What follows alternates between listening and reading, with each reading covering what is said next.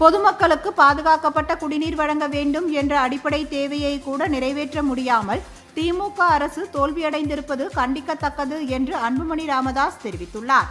திருவள்ளூர் மாவட்டம் திருத்தணியை அடுத்த கர்லாம்பாக்கம் காலனி கிராமத்தில் கடந்த டிசம்பர் 27ஆம் தேதி இருவர் உடல்நலம் பாதிக்கப்பட்டு உயிரிழந்ததற்கும் 40க்கும் மேற்பட்டோர் மருத்துவமனையில் அனுமதிக்கப்பட்டதற்கும் அப்பகுதியில் விநியோகிக்கப்பட்ட பாக்டீரியா கலந்த குடிநீரை குடித்ததே காரணம் என ஆய்வில் தெரியவந்துள்ளது. இது குறித்து வெளியிட்டுள்ள எக்ஸ் தள பதிவில், ஜல்ஜீவன் திட்டத்தின் கீழ் மத்திய அரசு கோடிக்கணக்கில் நிதி வழங்கியும் மக்களுக்கு பாதுகாக்கப்பட்ட குடிநீரை வழங்க திமுக அரசு தவறியதற்காக வெட்கப்பட வேண்டும் என கூறியுள்ளார். அடிப்படை தேவைகளை கூட நிறைவேற்ற தவறிய திமுக அரசுக்கு வளர்ச்சி குறித்து பேச எந்த தகுதியும் இல்லை என தெரிவித்துள்ளார். உயிரிழந்த 2 பேரின் குடும்பத்தினருக்கு தலா 25 லட்சம் ரூபாயும், மருத்துவமனையில் அனுமதிக்கப்பட்டவர்களுக்கு தலா 5 லட்சம் ரூபாயும் வழங்க வேண்டும் என கூறியுள்ளார்.